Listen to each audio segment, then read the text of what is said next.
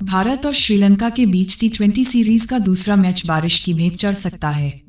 Match से पहले पूरे हिमाचल प्रदेश में मौसम बेहद खराब है।